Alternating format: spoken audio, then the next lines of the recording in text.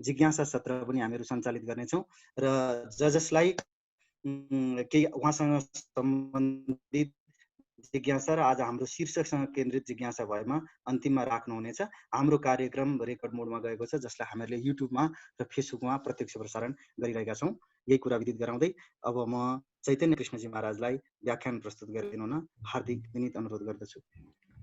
म यो कार्यक्रमका श्रद्धेय सञ्चालक आदरणीय गुरुवर डाक्टर वासुदेव कृष्ण शास्त्री अनि श्रद्धेय गुरु आकाश निलमलाई म अत्यन्तै हृदयदेखि आभार व्यक्त गर्छु। म हाम्रो श्रद्धेय रघुनाथ गुरुदेखि धेरै विशिष्ट व्यक्तिहरूलाई पनि यहाँ देखिरहेको छु, स्वागत गर्छु। एउटा सानो बालकलाई पनि यो कार्यक्रममा बोल्नका लागि यहाँहरूले यो एउटा सुन्दर अवसर दिनुभयो। यो अवसरका लागि अत्यन्तै कृतज्ञ छु। वास्तवमा श्रद्धेय वासुदेव गुरुसँग म धेरै वर्षदेखि जोडिएको छु। मलाई कान्तिपुर टेलिभिजनमा लाने व्यक्तित्व पनि उहाँ नै हो। त्यसैले पनि म उहाँलाई नमन गर्दछु, धन्यवाद दिन्छु। आज मैले छोटो समय छ, किनभने 6:30 बजीबाट अर्को कार्यक्रम रहेको हुनाले चेतनाका चरणहरू भन्ने शीर्षकमा मेरा केही व्यक्तिगत अनुभूतिहरू, अझ भनौँ मेरा केही अध्ययनबाट, अनुभवबाट, चिन्तनबाट आएका केही कुराहरू म प्रस्तुत गर्ने प्रयास गर्दैछु। चिति संज्ञाने धातु, चित धातुबाट यो चेतना शब्द बन्दछ। यो चेतना शब्दले गीतामा धृतिक्षमा दमोस्तेयम के अरे सङ्घातश्चेतना धृतिः भन्ने 13 अध्यायमा छ। क्षेत्रको विकारको रूपमा चेतना शब्द उल्लेखित छ र चेतनाका पूर्व र पश्चिमका व्याख्याहरू फरक फरक हुन सक्छन्। यो मानवीय चेतनाकै व्याख्याका लागि भर्तृहरिले पनि कलम चलाएका छन्।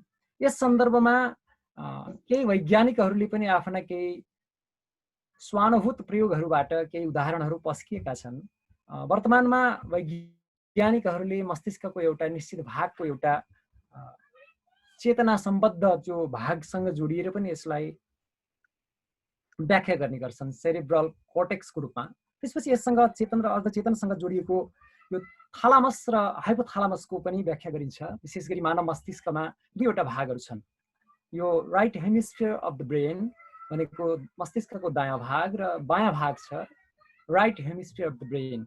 यी दुवै भागहरूका अलग अलग कार्यहरू चेतनाका पनि आधुनिक मनोवैज्ञानिकहरूले व्याख्या गर्दा चेतन, अवचेतन र अचेतनका रूपमा यसलाई व्याख्या गरेको पाइन्छ। र वैज्ञानिकहरूले पनि चेतनाको अवस्थामा अलग अलग प्रकारका तरङ्गहरू र विशेष गरी यो डेल्टा, थीटा, गामा यो लगायतको चाहिँ जुन चेतनाको अवस्था छ, अल्फा, बीटा लगायतको अवस्था बालक जन्मदाखेरि उसको चाहिँ जन्मसँगै उसको जुन चेतनाको जुन प्रवृत्ति छ त्यो चाहिँ सबैभन्दा उच्चतम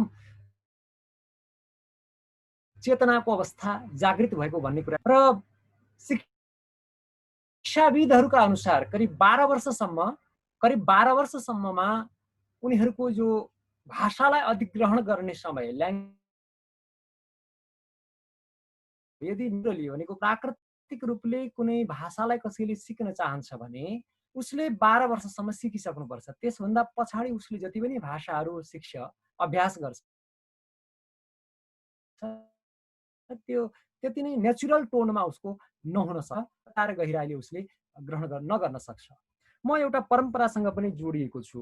म एउटा श्री चैतन्य महाप्रभुको यो भक्तिमय सङ्कीर्तनको धारासँग पनि म जोडिएको छु र मेरो वास्तवमा आध्यात्मिक यात्राको चाहिँ चर्चा गर्ने हो भने अन्तर्राष्ट्रिय कृष्ण भावनामृत सङ्घको काठमाडौँ शाखाबाट अनि वेस्ट बङ्गाल हुँदै मेरो अगाडि बढेको थियो। त्यहाँ त्यो संस्थाको नाममा पनि यो चेतना शब्द आएको छ। त्यहाँ इन्टरनेसनल सोसाइटी फर कृष्ण कन्ससनेस भनेको नेपालीमा चेतना हो। र चेतनाको विषयमा म एउटा आदर्श उदाहरणबाट आजको व्याख्यानलाई थोरै अगाडि बढाउन चाहन्छु। यहाँ हामीहरूले कतिले चिन्छौँ प्रसिद्ध लेखक प्रेमचन्दको प्रसङ्ग। प्रेमचन्दलाई तात्कालिक अङ्ग्रेज गभर्नरले उनको लेखनबाट प्रभावित भएर उनका प्रशंसकहरूले उनको प्रशंसा गरेको सुनेर उनका पनि कृतिहरूबाट प्रभावित भएर उनलाई चाहिँ राय साहबको उपाधि दिने चाहना व्यक्त गरेछ। यो सुनेर उनकी श्रीमती अत्यन्तै हर्षित भएछन्। आहा, मेरो पतिलाई एउटा ठुलो पदवी दिँदैछन्, ठुलो एउटा पदले विभूषित गर्दैछन् भनेर उनी अत्यन्तै खुसी भइछन्। अनि श्रीमानलाई उनले चाहिँ बडा गजबको कुरा भयो, हजुरले त यो बडा ससम्मान, यसलाई साभार, यसलाई स्वीकार गर्नुहुन्छ होला भनेर श्रीमतीले भन्छन्। तर श्रीमानले बडा सुन्दर उत्तर दिए, देवी म यो स्वीकार गर्न सक्दिनँ। श्रीमतीलाई आश्चर्य लाग्यो, गभर्नर जस्तो व्यक्तिले, सरकारको एउटा उच्च अधिकारीले राय साहब जस्तो एउटा विशिष्ट पदवी दिँदै गर्दा मेरो पतिले किन अस्वीकार गर्ने होला भनेर उनले अलिक बढी यसलाई खोज तलासी गरेर जान्न चाहिन्। हजुरले किन यो अस्वीकार गर्नुहुन्छ भनेर सोद्धा उहाँले चाहिँ उत्तर श्रीमतीलाई पनि दिनुभयो। र उहाँलाई जब गभर्नरले बोलाएर सोधे, उहाँले उत्तर दिनुभयो, मलाई जनताहरूले दिएको राय साहब स्वीकार्य छ, सरकारबाट या उच्च अधिकारीबाट दिएको राय साहब स्वीकार्य छैन। किनभने यदि मैले यो ग्रहण गरेँ भने मैले अब हजुरहरूको गीत गाउनुपर्छ। अहिलेसम्म म जनताको गीत गाउँथेँ, अहिलेसम्म म एउटा मूल्यप्रति समर्पित थिएँ, अब म बिक्ने छु, अब म कसैको कृत दास हुनेछु। अर्थस्य पुरुषो दासो दासस्त्वर्थो न कस्यचित् इति सत्यम महाराज दासोस्म्यर्थेन कौरवैः। यो पंक्ति भीष्म पितामहले महाभारतमा उल्लेख गर्नुभएको बडा मार्मिक पंक्ति हो। वास्तवमा यो एउटा चेतनाको एउटा त्यस्तो अवस्था हो जहाँ व्यक्ति एउटा निश्चित महान मूल्यप्रति समर्पित भएर त्यस बावजुद प्राप्त भएका विभिन्न पदवीहरू, प्रलोभनहरू, टेम्पटेसन, अङ्ग्रेजीमा टेम्पटेसन भनिन्छ, ती टेम्पटेसनहरूबाट मुक्त भएर उसलाई पराजित गर्न सक्ने अवस्थाको एउटा चरण हो यो। म यहाँ आज भर्तृहरिको एउटा श्लोकलाई म उद्धृत गर्न चाहन्छु। एके सत्पुरुषा परार्थ घटका स्वार्थान् परित्यज्य सामान्यास्तु परार्थमुद्यमवृतः स्वार्था विरोधेन ये तेमि मानवराक्षसाः परहितं स्वार्थाय निघ्नन्ति ये घ्नन्ति निरर्थकं परहितं ते केन जानीमहे। यो बडा दिव्य पंक्ति हो। यो नेपाली त्यसलाई तत्सम भावानुवाद गर्ने जगन्नाथ गोरागाईजीको गुणरत्नमालाको प्रसिद्ध पंक्ति पनि म यहाँ दोहोऱ्याउँछु। आफ्नो हानि पनि सहेर अरूको गर्छन् बलोषन्तले, आफ्नो हानि नपारी गर्छ अरूको उद्धार सामान्यले। अर्कालाई बिगारी आफू बनिने त्यो राक्षसी काम हो, व्यर्थै जो अरूलाई पिर्छ उसको जान्दिन के नाम हो। यो आधारमा हेर्ने हो, भर्तृहरिको आधारमा हेर्ने हो भने चार प्रकारका मनुष्यहरूको वर्गीकरण गरिएको छ। मनुष्यको वर्गीकरण अरू कुनैको आधारमा होइन, चेतनाको आधारमा हो। र पशुहरूबाट, अन्य प्राणीबाट मनुष्यलाई छुट्याउने एउटा विशिष्ट गुण धर्मो हि तेषाम् अधिको विशेषः, त्यो पनि एउटा चेतना नै हो, एउटा धर्म नै हो, विशिष्ट चेतना, विशिष्ट धर्म हो त्यो। त्यसैले म यही सन्दर्भमा यही श्लोकबाट आजको कुरालाई केही अगाडि व्याख्या गर्ने प्रयास गर्छु। समय छोटो भएको हुनाले म धेरै लामो व्याख्या गर्न नपाए पनि थोरै कुरा म यसमा आफ्ना कुराहरू राख्न चाहन्छु। उहाँ तीनजना व्यक्तिहरूको नाम उहाँले सबैभन्दा निकृष्ट कोटिका व्यक्तिहरूलाई त उहाँले नाम पनि के हो भनेर प्रश्न गर्नुभयो हामीलाई उल्टै। त्योभन्दा अलिकति विशिष्ट व्यक्तिहरूलाई चाहिँ उहाँले मानव राक्षस भन्नुभएको छ भर्तृहरिले। अनि मानव राक्षस भन्दा माथिका व्यक्तिहरूलाई चाहिँ मानव भन्नुभएको छ, सामान्य मानव भन्नुभएको छ। मानव राक्षस पहिला चाहिँ मानव राक्षस सबैभन्दा तल्लोमा, त्यो नामाकरण भन्दा माथिल्लोमा, त्यसपछि गएर मानव, सामान्य मानव, र त्योभन्दा माथि चाहिँ सत्पुरुष भन्नुभएको छ। यो सत्पुरुषहरू कस्ता हुन्छन् त भन्दाखेरि जसले एउटा महान मूल्यका लागि, एउटा महान आदर्शका लागि, अरूको हितका लागि, परार्थका लागि, परोपकारका लागि आफ्नो ख्याल गर्दैनन्। यसका उदाहरण हाम्रा वैदिक वाङ्मयमा जताततै पाइन्छ। चाहे दधिचीले अस्थिदान गरेको प्रकरण होस्, चाहे रन्तिदेवले भोजन दान गरेको प्रसङ्ग होस्, चाहे कुरुक्षेत्रको ब्राह्मणले आफ्नै आहारबाट आएको अतिथिलाई सेवा गरेका ती सत प्रसङ्गहरू हुन्। यी सबै उदाहरणहरूले ती व्यक्तिहरू महान सत्पुरुष, सत्मानव, सत्मानवी उनीहरू रहेको कुरालाई हामीले बुझ्न सक्छौँ। समाजमा आज हरेक व्यक्तिहरूले आफ्नो केही फाइदा, आफ्ना केही लाभका पक्षहरू भएनन् भने कुनै पनि कार्यमा प्रवृत्त नहुने आजभोलिको जमानामा एउटा विशेष खालको रोग लागेको छ। सरकारी बजेटहरूमा उल्टै कागजी प्रक्रिया सबै मिलाएर त्यो बजेटभित्रबाट 2-4 लाख, 5 लाख, 10 लाख, 20 लाख बजेट अनुसार चाहिँ दिने मान्छेहरूलाई दिएपछि बल्ल बजेट पाइने यस्तो चाहिँ जटिल समस्या भयो भनेर सुनाउँछन् कति मान्छेहरूले। यद्यपि सामाजिक क्षेत्रमा मैले पनि त्यस्तो केही वर्ष बिताउन लागेको छु, 1-2 वर्षदेखि। तर अहिलेसम्म हामीसँग सिधै भन्ने साहस चाहिँ कसैले गरेका छैनन्, किनभने उनीहरूले हामीलाई पक्कै पनि यिनीहरू यो भ्रष्टाचारको दलदलबाट यिनीहरू बाहिर छन् र यो भन्दा पनि हामी चाहिँ लज्जित हुन्छौँ भन्ने बुझेर हुन सक्छ।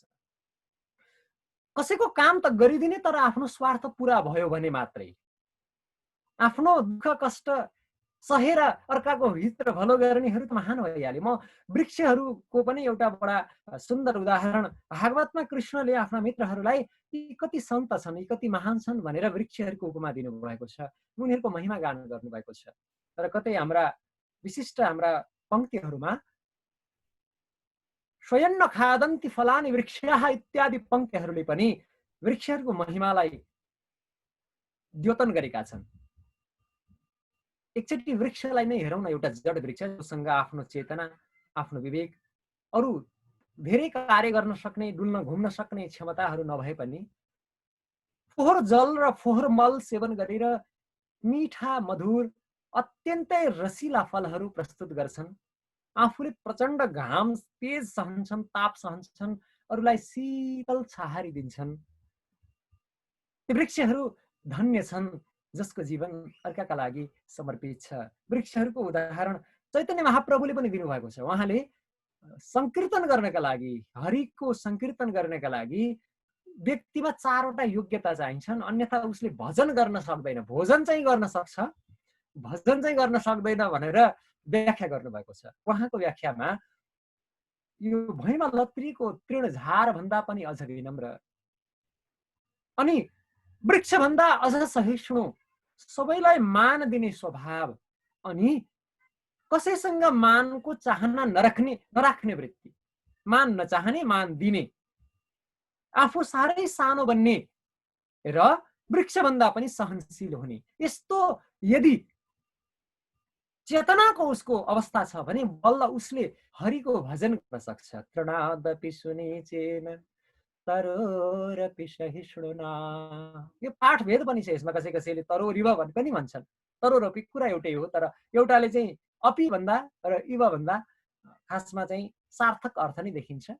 तरोरपि भन्दा अझै वृक्ष भन्दा पनि भन्ने अर्थ बुझिन्छ अझै। अमानी नामानदेन अमानी नामानदेन कीर्तनीय सदा हरि, त्यस्तो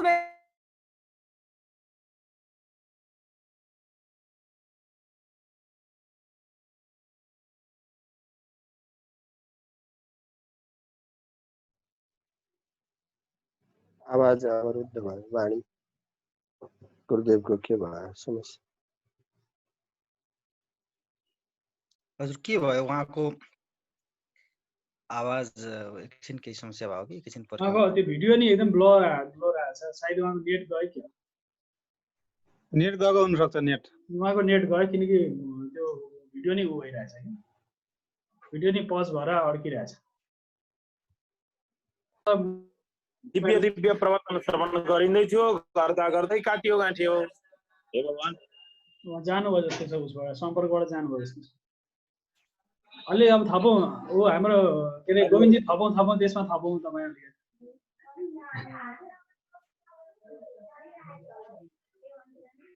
अब कि त रघुनाथ गुरुले थप्नु पर्यो कि दीपक नारायणजीले थप्नु पर्यो? हजुर होइन, गुरुदेव आइपुग्नु होला।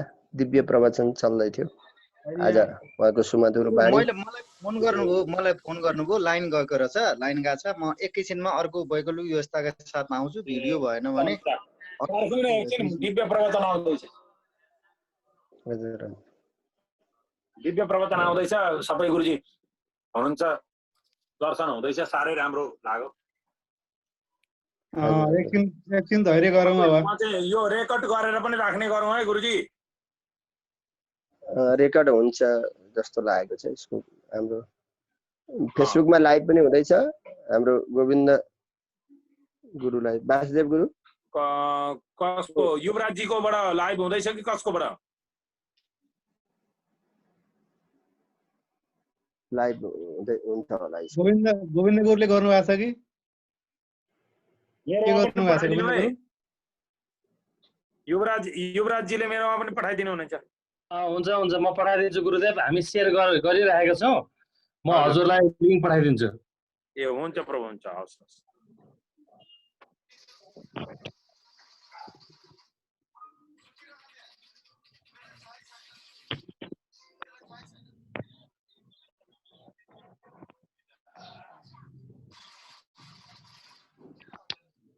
अनि सुनसान बस्नुभन्दा त कसैले केही न केही त सुनाउँदै गरौँ न, त्यो त साह्रै भएन।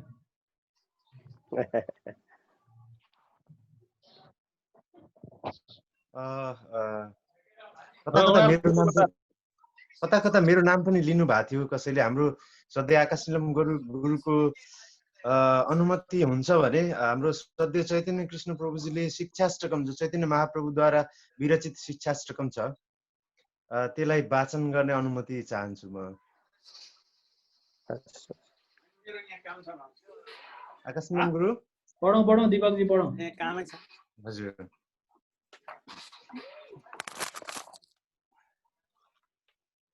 चेतो दर्पणमर्जनं भवमहादवाग्नि निर्वापणं श्रियकैरवचन्द्रिका वितरणं विद्यावधुजीवनम् आनन्दाम्बुधिवर्धनं प्रतिपदं पूर्णामृतस्वादनं सर्वात्मस्नपनं परं विजयते श्रीकृष्ण संकीर्तनम् नामकारी बहुधा निज सर्वशक्ति अत्रार्पिता नियमित स्मरणेन कालः एतादृशी तव कृपा भगवन् ममापि दुर्दैवमीदृशमिह जानिनानुरागः तृणादपि सुनीचेन तरोरपि सहिष्णुना अमानिन मानदेन कीर्तनीय सदा हरि न धनं न जनं न सुन्दरीं कवितां वा जगदीश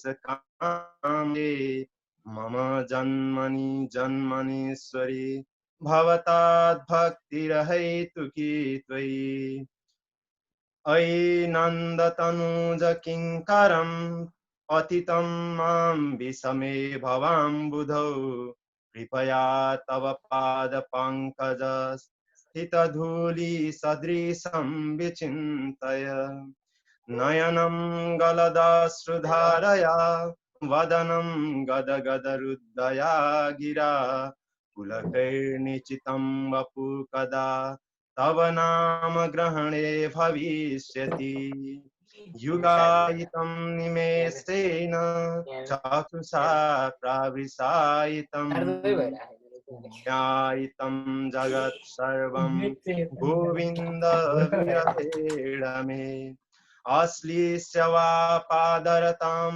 विनष्टु माम् अदर्शनान् मर्महतां करोतु वा यथा तथा वा विदधातु लम्पतु मत्कारणात् स एव न परः। हरे कृष्ण। आदरणीय दीपक पराजुली गुरुजीलाई पनि देखिरहेको छु धरान पिण्डेश्वरबाट र उहाँलाई स्वागत गर्न चाहन्छु। दीपक पराजुली सर गुरु पनि आउनु भएको छ, जोडिनु स्वागत छ। त्यो बनारसका ती दिन सम्झिन्छु म त हजुरलाई देख्ने बित्तिकै।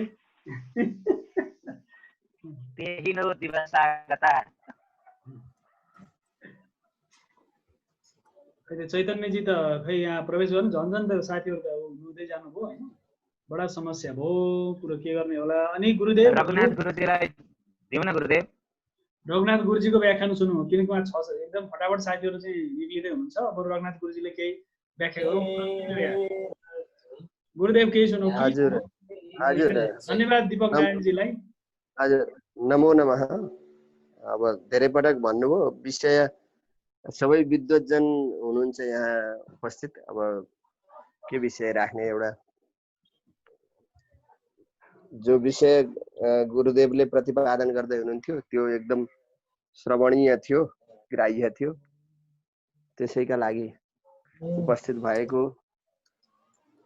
तर भर्तृहरिको जुन श्लोक उच्चारण गर्नुभयो त्यो भर्तृहरिको नीति शतकबाट म पनि अत्यन्तै प्रभावित छु। संस्कृत वाङ्मयमा सबैभन्दा उत्कृष्ट एउटा ग्रन्थ हो भर्तृहरिको नीति शतक, जो सामान्य व्यवहारमा पनि सबैलाई उपयोगी देखिन्छ।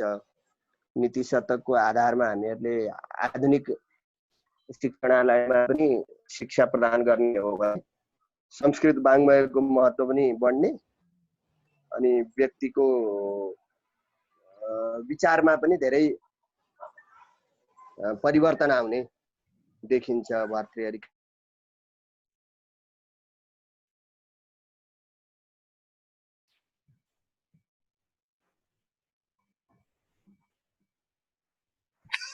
हजुरको ध्वनि आएन गुरुजी।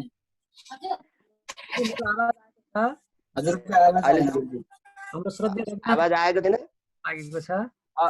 अघिदेखि आएको थिएन क्या? म त बोलिरहेको। भर्तृहरिको नीति शतकको धेरै महत्त्व छ, जो आधुनिक शिक्षालयहरूमा पनि त्यो आधुनिक व्यक्तिहरूलाई पनि विशेष गरी बालकहरूलाई शिक्षा प्रदान गर्नको लागि अत्यन्त उपयोगी ग्रन्थ छ। त्यसबाट चाहिँ संस्कृत वाङ्मयको पनि महत्त्व बुझिने र व्यक्तिले जीवनमा नैतिक शिक्षाको ज्ञान पनि लिने भएको हुनाले भर्तृहरिको नीति शतक चाहिँ आफूलाई पनि धेरै मन पर्दछ। गुरुदेवले अघि त्यो श्लोक उच्चारण गर्नुभएको थियो।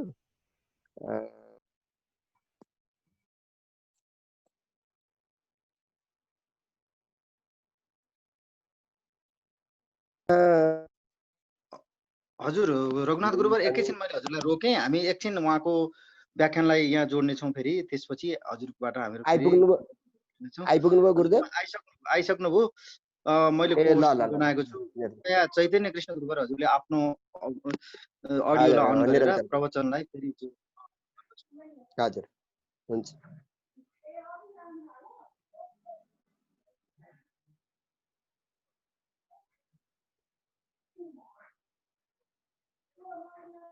हजुर चैतन्य कृष्णजी महाराज सुनिँदैछ यहाँले? हजुर म सुनिरहेको छु गुरुदेव। अब म अगाडि बढौँ? जोड्नु होला। हुन्छ, अब जोडिन्छ। हस् धन्यवाद। हामी सबैजनाले उहाँको प्रवचन चलुन्जेल आफ्नो सबैको अडियो अफ गरौँ कृपया।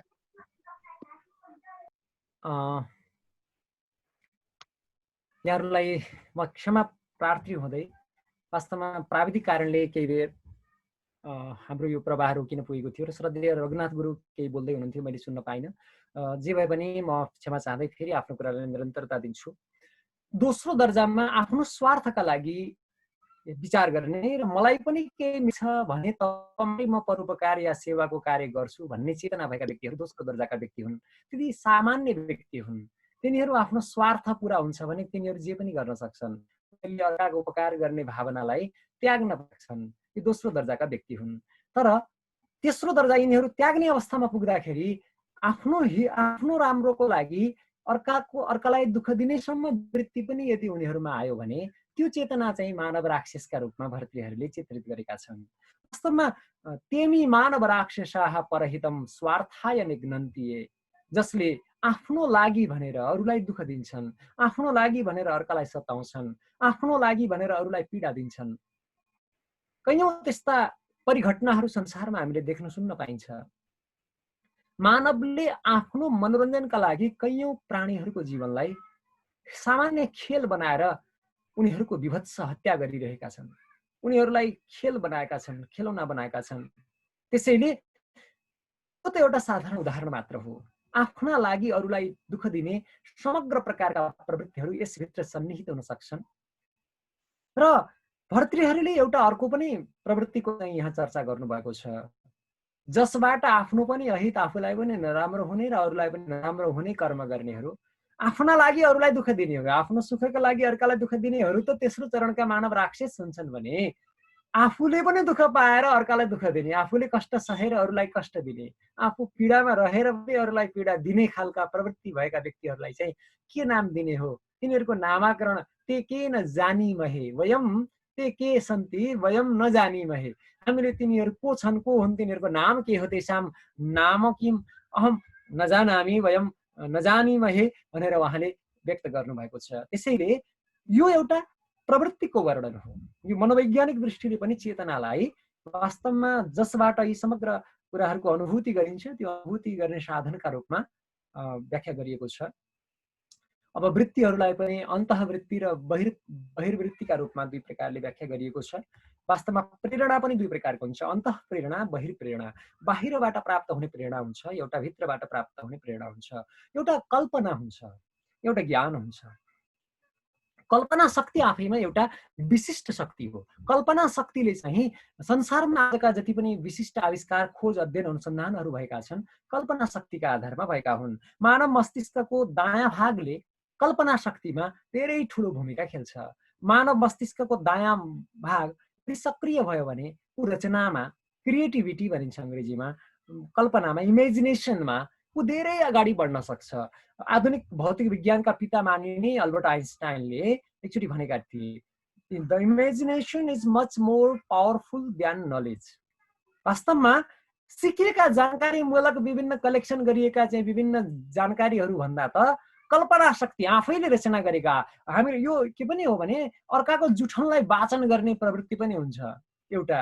अर्को चाहिँ आफै अन्तःप्रेरणाबाट आएका चाहिँ अन्तर्भावहरूलाई व्यक्त गर्ने कुरा हुन्छ। यो चाहिँ धेरै विशिष्ट कुरा हो। वास्तवमा अल्बर्ट आइन्स्टाइनले कल्पना, इमेजिनेसन भनेको वास्तवमा धेरै शक्तिशाली हुन्छ, त्यो नलेज भन्दा पनि धेरै शक्तिशाली हुन्छ भनेर व्याख्या गर्नुभएको छ। हाम्रो एउटा लोकमा भनाइ छ, नो कलेज नो नलेज। जो कलेज गएका छैनन् उनीहरूले नलेज पाउँदैनन्। तर आश्चर्यको कुरा यहाँहरूलाई म एउटा रमाइलो कुरा भन्छु, विश्व इतिहासमा जति पनि विशिष्ट स्थानमा पुगेका महान आत्माहरू, सफल या उचाइमा पुगेका महान व्यक्तिहरूको इतिहासलाई हेर्दा उनीहरूमा अधिकांश व्यक्तिहरू चाहिँ कलेज भन्दा टाढा रहेको देखिएको छ। छन् केही एकाडेमिक कुरा महान व्यक्तिहरू पनि, एकाडेमिक दृष्टिले धेरै डिग्री प्राप्त गरेका व्यक्तिहरू पनि छन्। हामीहरूले पनि जीवनभर एकाडेमिक डिग्री प्राप्तिका लागि र त्यसलाई बजाएर आफ्नो जीवनलाई सरल बनाउनका लागि पनि लागिरहेका हुन्छौँ। तर वास्तवमा एउटा रहस्यमय तथ्य के पनि हो भने जुन बेला राइट ब्रदर्सले, राइट दाजुभाइले आकाशमा उड्ने विमान बनाएका थिए त्यो बेला अमेरिकामा विश्वविद्यालयहरू पनि थिए, बेलायतमा त झनै पुराना विश्वविद्यालयहरू थिए, कति कति सयौं वर्षदेखि चलिरहेका थिए। त्यहाँ विश्वविद्यालयका ठुला ठुला प्रोफेसरहरूले, ठुला ठुला साइन्टिस्टहरूले रचना गरेनन् आखिर विमान बनाउने बेलामा सामान्य चाहिँ अमेरिकाका दुई भाइहरू, सानो उमेरका भाइहरूले, समाजले खासै नपत्याएका बच्चाहरूले आविष्कार गरिदिए। त्यसैले समाजमा योगदान दिनका लागि हामीले यदि उनीहरूको जीवनीलाई हेर्ने हो भने वैज्ञानिकहरू अहिले हामी जुन बत्तीको प्रकाशमा प्रकाशित भएका छौँ, यो बत्ती बनाउनेवाला थोमस एल्वा एडिसनलाई म एकपटक स्मरण गर्न चाहन्छु। उनका प्याटेन्ट राइटहरू अमेरिकामा दर्ता भएका उनका चाहिँ प्याटेन्ट राइटहरू 1093 वटा छन्। र उनी यस्तो आश्चर्यजनक व्यक्ति हो जसले एक कक्षा पनि पढेका थिएनन्। यहाँले भन्नु होला कि विद्यालय नै पढ्न नगएको हो भन्दा होइन, उनी गएका हुन्, 3 महिना चाहिँ पढेका हुन्। तर अचानक एउटा पत्र ल्याएर आमालाई दिन्छन्, स्कुलबाट दिएको भनेर। आमाले पढ्नुभयो, आमाका आँखाबाट आँसुका धाराहरू बगे। आमा के लेखेको छ यसमा भनेर सोधे छोराले। आमाले आँसुहरू पुस्नुभयो, आफूलाई सम्हाल्नुभयो अनि भन्नुभयो, पत्रमा लेखिएको छ, आमा हजुरको छोरा अत्यन्तै बुद्धिमान छन्, तीक्ष्ण मेधावी छन्, तीक्ष्ण छन्, यिनी अत्यन्तै विद्वान छन्, यिनी चाहिँ वैदुष्यपूर्ण यिनको चाहिँ चेतना छ, धृति छ, मेधा छ। त्यसैले यी बालकलाई एउटा राम्रो वातावरणमा हुर्क्याउने हो भने, राम्रो ठाउँमा पढाउने हो भने यिनका धेरै सम्भावनाहरू छन् भनेर लेखिएको छ चिठीमा। बाबु विद्यालयबाट यही लेखेको छ भन्नुभयो। त्यो दिनदेखि फेरि दोहोऱ्याएर उनी कहिले स्कुल गएनन्। आमाले अन्तै पढाउन लानुभयो, कहीँ वैज्ञानिकहरू कहाँ कहाँ। अन्तमा यस्तो एक दिन एउटा यस्तो घटना घट्छ, उनी चाहिँ धेरै आविष्कार गर्न सफल एउटा महान वैज्ञानिकका रूपमा अमेरिकामा स्थापित भइसकेका हुन्छन्। उनलाई आमाको झल याद आउँछ। तर समा बुझ गई तो महफिल में रंग आया, जिन्दगी बीत गई तो जीने का ढंग आया भनिन्छ। जिन्दगी बितेपछि जिउने तरिका थाहा हुन्छ। अनि त्यस्तै उनले पनि आफ्नो जीवनको उत्तरार्धमा आमाको स्मरण गर्छन्। त्यो बेला आमा धरतीमा हुनुहुन्थेन। आमालाई याद गरे, मैले बाल्यकालमा स्कुलमा पढ्न जाँदा स्कुलबाट मलाई यो आमालाई ल्याएर दिनु है भनेर दिएको पत्र ल्याएर आमालाई दिएको थिएँ। आमाले त्यो पत्र पढेर मलाई बाबु हजुरका छोरा, आमा हजुरका छोरा चाहिँ अत्यन्त मेधावी छन्, यिनलाई राम्रो स्कुलमा पढाउनुहोस् भनेर लेखिएको छ भन्नुभएको थियो। तर त्यतिखेर मैले कख एबिसिडी पनि नचिन्ने हुनाले, मैले केही पनि पढ्न नजान्ने हुनाले के लेखेको थियो मैले पढ्न सकिनँ। कतै मेरी आमाले त्यो पत्र कतै सुरक्षित राख्नु भएको भए अहिले त म पढ्न जान्दछु, कमसेकम चिन्छु अक्षर, अहिले पढ्ने थिएँ भनेर उनको मनमा एउटा भावना आएको छ। त्यसपछि उनी घरमा गएर आफ्ना पुराना कागज पत्रहरू खोज्छन्। खोज तलासी गर्ने क्रममा कतै एउटा कुनामा त्यो कागज पनि भेटिन्छ। विद्यालयबाट पठाइएको त्यो पत्र, उनकै हातबाट आमालाई दिएको पत्र। अनि त्यो पत्र उनले हेर्छन्। त्यो पत्र पढ्दा उनका आँखाबाट आँसुका धाराहरू बग्छन्। उनले आमालाई झन् अन्तर हृदयदेखि आभार व्यक्त गर्छन्। कति महान हुनुहुँदो रहेछ मेरी आमा, कति श्रेष्ठ हुनुहुँदो रहेछ मेरी आमा, कस्तो हैछ बच्चालाई दिने संस्कार। उहाँको चेतनालाई नमन गर्छन्, आमाको चेतनालाई प्रणाम गर्छन्। थोमस एल्वा एडिसनले लेखेको के रहेछ त्यहाँ लेखेको रहेछ, आमा हजुरका छोरा अत्यन्तै मन्दबुद्धिका, पढ्न नसक्ने, 100औं पटक प्रयास गर्दा पनि यसले केही गर्न नसक्ने र टिप्नै नसक्ने लक्षण देखेर अब हाम्रो यत्रो स्रोत साधनहरू व्यर्थ गरेर हामीले लगानी गर्न सक्दैनौँ यो बच्चामा, त्यसैले कृपया भोलिदेखि नपठाउनु होला, यो विद्यालयको समितिको निर्णयबाट बच्चालाई विद्यालयबाट निकालिएको हो भनेर चाहिँ पत्रमा लेखिएको रहेछ। त्यो पढ्दा आमालाई झलझल सम्झिए, आमालाई मनले हृदयले आभार व्यक्त गरे, आमालाई ढोगे, सम्मान व्यक्त गरे। त्यो पत्र पढेर आमाले के भन्नुभयो, पत्रमा लेखिएको छ, छोरा आमा हजुरका छोरा अत्यन्त मेधावी छन्। यो हो एउटा चेतनाको विशिष्ट अवस्था। जुन क्षण कोही दुखी व्यक्तिलाई देख्दा, कसैलाई पीडामा देख्दा, जुन क्षण कोही व्यक्ति आर्तनाद गरिरहेको बेला, वेदना व्यक्त गरिरहेको बेला उसको दुःखलाई बुझ्न सक्ने चेतना हजुरलाई प्राप्त हुन्छ। त्यो क्षण हजुरको चेतना चाहिँ परिष्कृत भएको र एउटा माथिल्लो अवस्थामा पुगेको हो भन्ने कुरा हामीले बुझ्नुपर्छ। किसी का काम जो आए, यो हिन्दीको पंक्ति हो, अन्यथा नमान्नु होला। म आफै पनि केही समय भारतमा बसेर पढेँ। नेपाली भाषालाई मैले अत्यन्तै सम्मान गर्छु, संस्कृत भाषालाई झनै मन पराउँछु, तर यो भाव मलाई असाध्यै मनपर्छ। किसी का काम जो आए उसे इंसान कहते हैं, पराया दर्द अपनाए उसे इंसान कहते हैं। कभी धनवान है इतना, कभी इंसान निर्धन है, कभी इंसान निर्धन है, कभी सुख है कभी दुख है, इसी का नाम जीवन है। जो दुखों से न घबराए उसे इंसान कहते हैं, उसे इंसान कहते हैं। पराया दर्द अपनाए उसे इंसान कहते हैं। क्षमा गर्नु होला, सुखले हामीलाई भोगतिर र विनाशतिर लैजान्छ, दुःखले हामीलाई सत्यतिर लैजान्छ। त्यसैले परमात्मासँग माग्नु छ भने दुःख माग्नुहोस्। दुःखले हजुरलाई होसमा ल्याइदिन्छ, दुःखले हजुरको चेतना जगाइदिन्छ, दुःखले हजुरलाई वास्तवमा हजुर बनाइदिन्छ। दुःख नभोगेका व्यक्तिहरूले वास्तवमा सत्कार्य र महत् कार्य, परोपकारका कार्यहरू पनि गर्न सक्दैनन्। त्यसैले बच्चाहरूलाई सम्पत्ति होइन संस्कार दिने प्रयास गरौँ।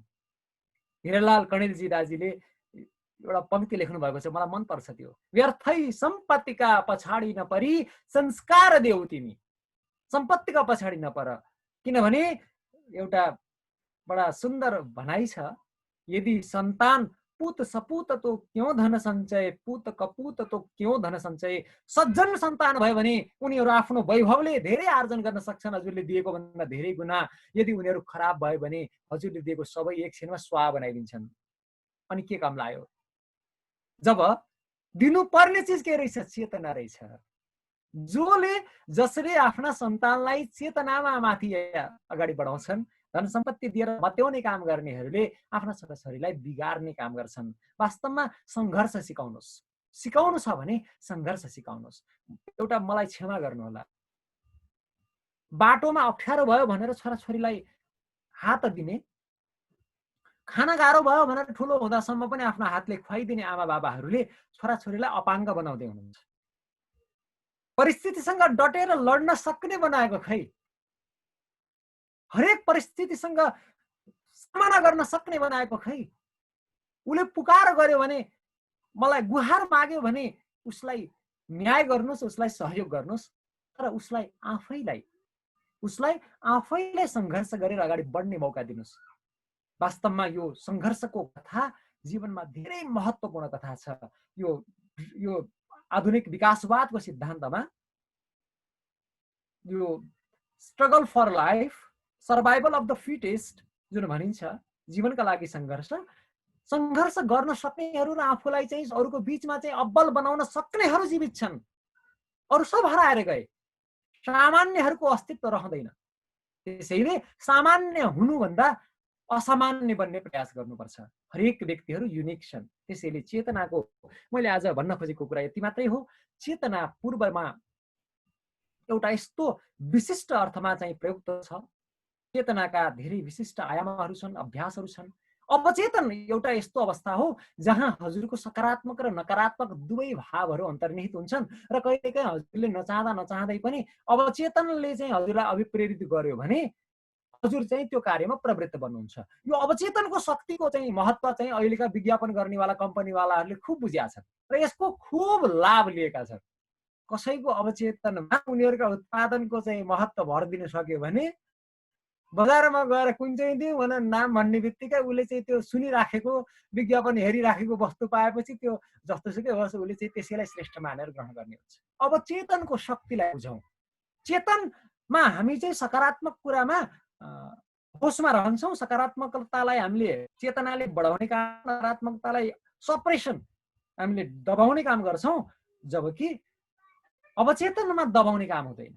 अवचेतनको शक्ति र यसको स्वभावसँग परिचित हुने हो भने व्यक्तिले आफ्नो निर्माण गर्न सक्छ। यसको लागि अठोट चाहिन्छ, निर्देशन चाहिन्छ, सङ्कल्प शक्ति चाहिन्छ, अवचेतनसँग खेल्न सक्ने चेतना चाहिन्छ र यो एउटा अद्भुत विद्या हो। अवचेतनको शक्तिलाई चाहिँ बुझ्यो भने यो एउटा सम्मोहन विद्या पनि हो। व्यक्तिहरूलाई लठ्याउने, व्यक्तिहरूलाई लाखौँ करोडौँ अनुयायी बनाउने कयौँ चाहिँ त्यस्ता चाहिँ व्यक्तिहरू देखिन्छन् जसले चाहिँ आफ्ना विभिन्न अभियानहरूमा चाहिँ व्यक्तिहरूलाई, करोडौँ व्यक्तिहरूलाई आफ्नो पछाडि लगाउने गर्छन्।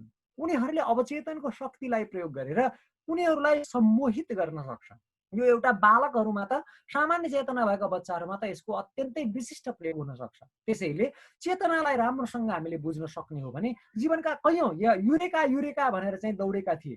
यहाँहरूले आविष्कारका प्रसङ्गहरू सुन्नुभयो भने आर्किमिडिजदेखि लिएर यो अहिले हामीले प्रयोग गर्दै गरेको हार्ड डिस्कका फाउन्डरहरू पनि स्वप्नबाट धेरै प्रभावित भएर उनीहरूले स्वप्नबाट, अवचेतनबाट धेरै ज्ञान प्राप्त गरेका कुराहरू हामीले बुझ्न सक्छौँ।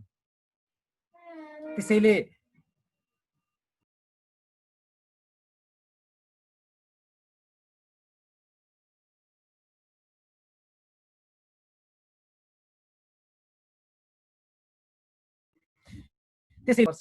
मैले यति मात्रै भन्छु, हामी कुनै महान आत्माहरू जसको हृदयमा कुनै स्वार्थ, लौकिक स्वार्थको भावना छैन। गीतामा सर्वभूत हितेरताः भनेर 2 पटक आएको छ।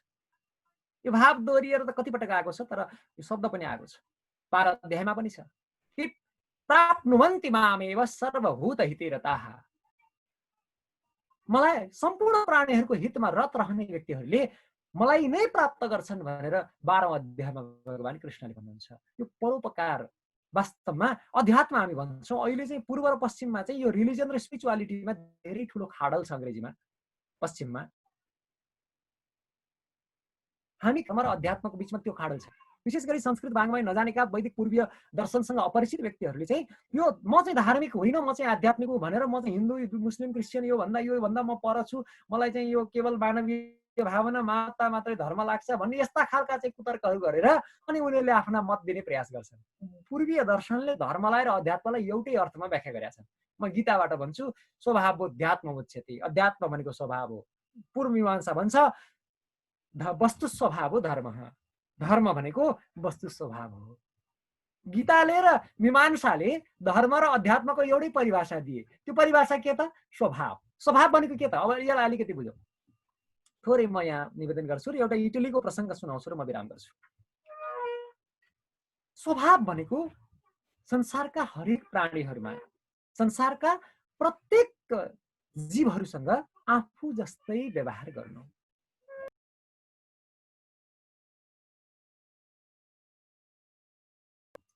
स्व भनेको आत्मा, भाव भनेको भावना।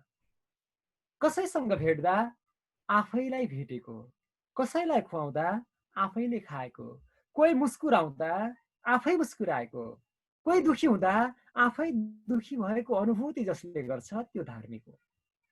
यस्तो अनुभूति जसले गर्छ त्यो आध्यात्मिक हो। म मेजिनीको प्रसङ्ग भन्दैछु, जो चाहिँ इटलीको मुक्तिदाताका रूपमा मानिन्छन्। इटलीलाई स्वतन्त्र गर्ने व्यक्तिहरूमा एउटा महान नायकका रूपमा उनी चित्रित छन्।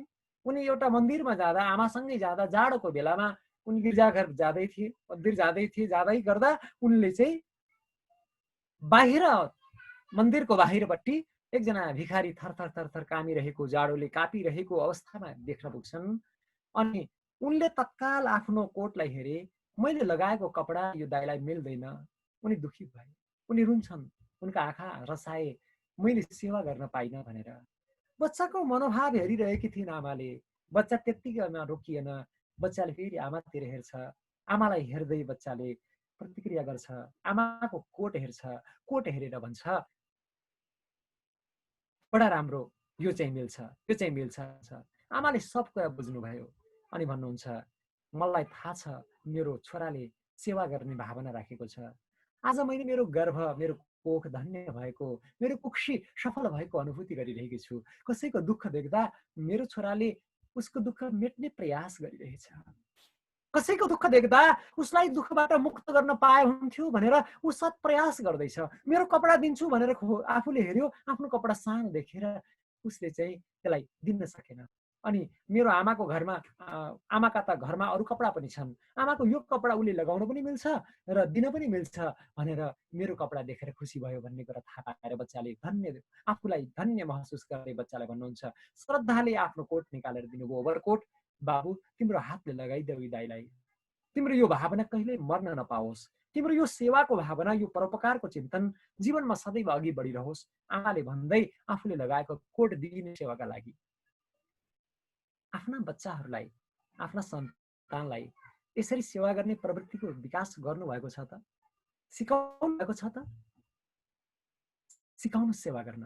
त्यसको बदलामा जति नै ठुलो मूल्य चुकाउन परे पनि केही फरक पर्दैन।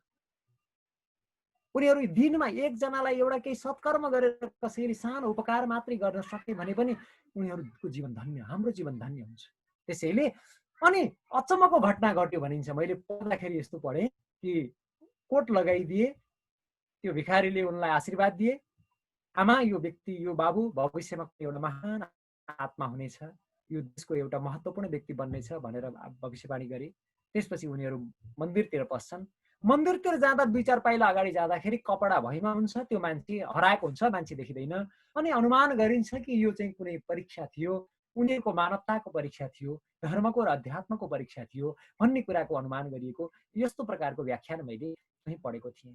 त्यसैले मैले यहाँहरूलाई भन्न खोजेको कुरा यति मात्रै हो, कण कणमा, जर्रा जर्रामा वासुदेवः सर्वमिति समाहात्मा सुदुर्लभः। कृष्णको दर्शन, सबैमा प्रभुको दर्शन। जता हेर्छु, आचार्य खिमराज केशव शरण गुरुको पंक्ति मैले सापट्टि लिएँ। जता हेर्छु उतै भगवान तिमी छौ व्याप्त कण कणमा तिमी नै हाँक्दछौ जीवन बसियो प्राण औ मनमा। जब समर्पित हुन्छ एउटा कुनै आत्मा ऊ यन्त्र बन्छ। म तिम्रो यन्त्र हुँ एउटा, म तिम्रै शक्तिले चल्छु, म तिम्रै शक्तिले चल्छु, उधारो दीप भई भवमा म तिम्रै शक्तिले बल्छु, म तिम्रै शक्तिले जल्छु। त्यसैले यो अवस्था सबैभन्दा सर्वोत्कृष्ट अवस्था हो। त्यही भएर 7 अध्यायमा भगवत गीतामा बहुनाम जन्मनाम अन्ते ज्ञानवान माम प्रपद्यते वासुदेव सर्वमिति। अहिले क्वान्टम सेल्फको कुरा छ, क्वान्टम फिजिक्समा क्वान्टमको चर्चा छ नि, जुन क्वान्टम कन्सियसनेसको कुरा छ। वास्तवमा यो चाहिँ एउटा वन वर्ल्ड फ्यामिलीको कन्सेप्ट पनि सुदैव कुटुम्बकमको चिन्तनको छाया हो र अहिलेको क्वान्टम पनि हाम्रो एकम एव अद्वितीयम ब्रह्मको छाया हो। अहिले क्वान्टमका सब फाउन्डर वर्नर हाइसेनबर्ग आफै भन्दैछन्, after the conversation of eastern philosophy, some of the ideas of quantum physics that had seemed so crazy suddenly made much more sense. यस्तो पनि हुन्छ र भनेर पत्याउनै नसकिने क्वान्टम फिजिक्सका कैयौं आयामहरू पूर्वीय सभ्यता र दर्शनको अध्ययनपछि एकदमै सुगम र संगत प्रतीत हुन लागे। उनले व्याख्या गरेका छन्। यस्ता धेरै रहस्यहरू छन्। समयको पाबन्दी छ, त्यसैले म आफै बाँधिएको छु। त्यसैले मैले पटक पटक घडी हेरिरहेको छु र मैले अब आजलाई क्षमा माग्दै यो अवसरका लागि श्रद्धेय आदरणीय गुरु डाक्टर वासुदेव कृष्ण शास्त्री, जो अहिले पहिले कान्तिपुर टेलिभिजनमा लामो समय कार्यक्रम सञ्चालन गर्नुभयो। मैले अघि भने उहाँलाई आभार व्यक्त गरेँ। मलाई कान्तिपुर टेलिभिजनमा लाने एउटा महान व्यक्ति उहाँ हुनुहुन्छ। अहिले एनटिभी न्युजमा उहाँको नियमित कार्यक्रम आउँछ। यो उत्तर वाहिनी क्षेत्र, अघि मलाई हाम्रो श्रद्धेय आदरणीय आकाश नीलम गुरुले भन्नु, त्यही उनले साधना गरेको, त्यही उनले विराट यज्ञ सम्पन्न गरेका यी सबै प्रसङ्गहरू नारदेव पुराणमा गण्डकी क्षेत्रसँग जोडिएर व्याख्या गरेको छ। त्यसैले यो त्यही क्षेत्र हो। यस क्षेत्रलाई आदरणीय घटराज भट्टराई, योगी नरेन्द्रनाथ लगायतका विद्वानहरूले पहिल्यै यो मार्कण्डेय ऋषिको जन्म कर्म तपोभूमि इत्यादि भनेर व्याख्या गरिसकेको। आनन्द रामायणमा भगवान श्री रामका समयमा रामले 2 पटक, 1 पटक, 7 पटक, 1 पटक 30 दिन के अरे 3 महिना 90 दिनका लागि भगवान राम आएर यहाँ बसेको। त्यही क्रममा रामले चाहिँ 7 दिनका लागि बस्न आउँदाखेरि एउटा